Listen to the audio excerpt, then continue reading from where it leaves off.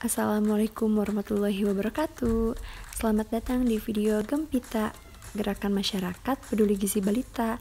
Di video kali ini saya akan membahas 4 hal yang harus Bunda ketahui, yaitu kartu menuju sehat, ASI eksklusif, MPASI, dan juga isi piringku. Kita bahas satu persatu ya. Yang pertama, apa sih yang disebut dengan kartu menuju sehat? Nah, KMS atau kartu menuju sehat itu merupakan alat untuk memantau kesehatan dan juga perkembangan anak. Manfaatnya untuk mencatat dan memantau riwayat kesehatan balita secara lengkap, termasuk pertumbuhan dan perkembangan balita, pelaksanaan imunisasi, pemberian kapsul vitamin A, dan juga ASI eksklusif dan MPASI. Tanda-tanda anak dikatakan tumbuh sehat apabila berat badan anak naik setiap bulan dan garis pertumbuhan pada KMS mengikuti salah satu warna atau berpindah ke garis pita di atasnya. Sedangkan tanda-tanda anak dikatakan tumbuh tidak sehat apabila berat badan anak tidak naik atau bahkan turun dan garis pertumbuhan pada KMS bisa turun, datar, berpindah ke garis pita di bawahnya, atau berada di garis merah. Nah, jika anak tumbuh kurang sehat, mintalah nasihat gizi ke petugas kesehatan. Lalu, bagaimana cara memantau pertumbuhan balita? Kita bisa lihat contoh grafik di samping yang menggambarkan status pertumbuhan dalam KMS. Pada grafik A yang menyimpulkan tidak naik berat badan dikarenakan memotong garis pertumbuhan di bawahnya atau kenaikan berat badan kurang dari 800 gram. Lalu grafik B yang menyimpulkan anak naik berat badan dikarenakan memotong garis pertumbuhan di atasnya atau sama dengan kenaikan berat badan lebih dari 900 gram. Lalu grafik C, anak mengalami kenaikan berat badan karena mengikuti garis pertumbuhannya atau kenaikan berat badan lebih dari 500 gram. Lalu grafik D, anak tidak mengalami kenaikan berat badan karena pada grafik tersebut itu mendatar atau kenaikan berat badannya kurang dari 400 gram. Dan juga grafik yang E itu anak mengalami tidak kenaikan berat badan dikarenakan grafik berat badan yang menurun atau grafik berat badannya kurang dari 300 gram. Selanjutnya, mengenai ASI eksklusif. Nah, ASI eksklusif adalah pemberian ASI tanpa makanan tambahan lain pada bayi berumur 0-6 bulan. ASI eksklusif memberikan banyak manfaat baik pada anak maupun ibunya. Contoh manfaat untuk anak yaitu membangun hubungan emosional ibu dan anak, skin to skin kontak yang dapat menenangkan, meningkatkan kekebalan tubuh, dan juga mencegah malnutrisi. Sedangkan manfaat untuk ibu yaitu dapat mengurangi resiko kanker payudara dan juga membangun ikatan dengan anak. Lalu kesimpulannya dikatakan ASI eksklusif apabila memberikan ASI saja sampai 6 bulan dan diteruskan sampai 2 tahun, lalu diberikan makanan pendamping ASI setelah anak usia 6 bulan.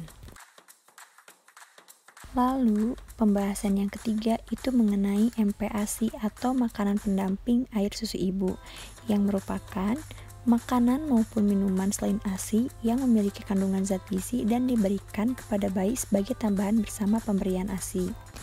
Ada 4 syarat MPASI, yang pertama tepat waktu, yang kedua cukup nutrisi dan energi, yang ketiga higienis aman, baik penyimpanan, penyiapan maupun pemberian, dan yang keempat tepat cara pemberian. Contoh MPASI yang dapat diberikan sesuai dengan usia bayi. Nah, untuk usia 6 bulan bisa diberikan hati sapi atau ayam, sayuran hijau seperti brokoli, bayam, dan untuk usia 8 bulan bisa diberikan sereal, gandum, telur, ataupun daging. MPASI pertama bisa diberikan sereal apabila berat badan bayinya itu kurus, dan juga bisa diberikan buah-buahan apabila berat badan bayi yang normal.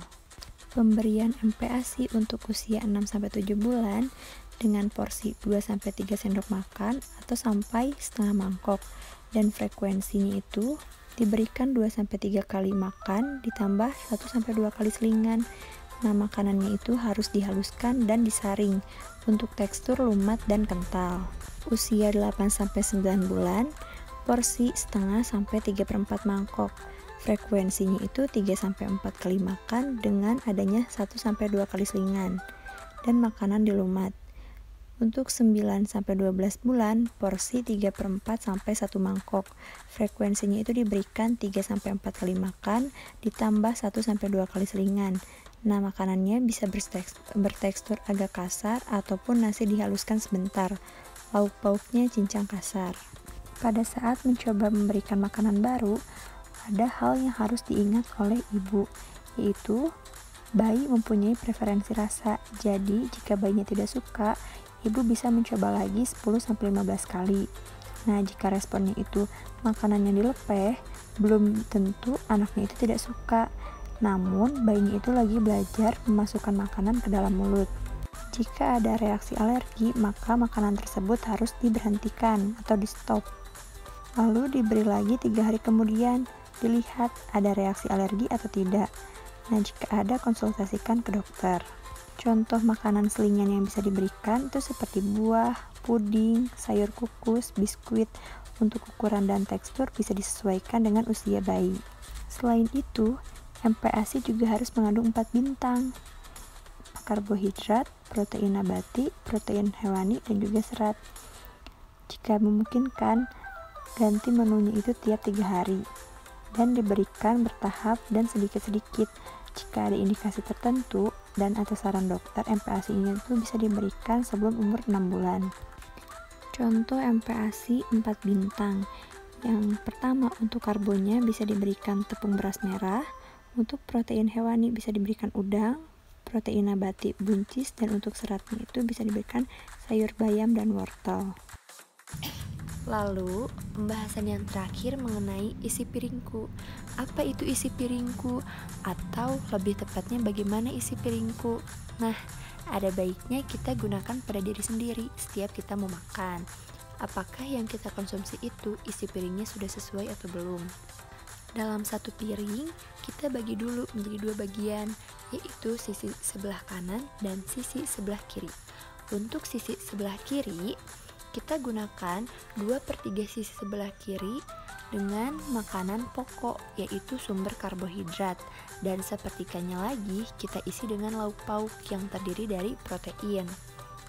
Lalu untuk sisi sebelah kanan, 2/3 sisi sebelah kanan kita isi dengan sayuran, dan sepertiganya lagi diisi dengan buah-buahan.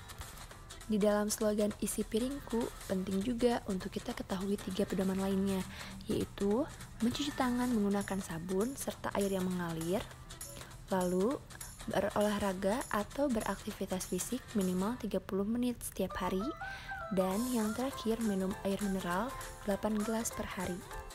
Untuk makanan pokok atau sumber karbohidrat yang bisa kita konsumsi yaitu seperti nasi, jagung, singkong, ubi, talas, sagu, dan produk olahan lainnya seperti roti, pasta, mie, dan lain-lain. Lalu untuk lauk pauk dibagi menjadi 2, ada protein hewani dan juga protein nabati. Contoh dari protein hewani seperti ikan, ayam, daging sapi, telur. Protein nabati contohnya seperti tahu, tempe, kacang-kacangan. Sayur-sayuran yang kita konsumsi itu merupakan sumber vitamin dan mineral, terutama karoten, vitamin A, vitamin C, zat besi, dan fosfor. Contoh yang bisa kita konsumsi seperti terong, timun, selada, buncis, wortel, brokoli, dan yang lainnya. Selain itu, buah-buahan juga merupakan sumber berbagai vitamin dan mineral, baik vitamin A, vitamin B, B1, B6, dan vitamin C. Contoh dari buah-buahan bisa seperti pisang, melon, semangka, rambutan, pepaya, mangga, dan lain sebagainya. Baiklah, hanya itu yang bisa saya sampaikan. Mohon maaf jika ada yang kurang berkenan dalam video ini. Semoga ilmunya bermanfaat. Terima kasih. Wassalamualaikum warahmatullahi wabarakatuh.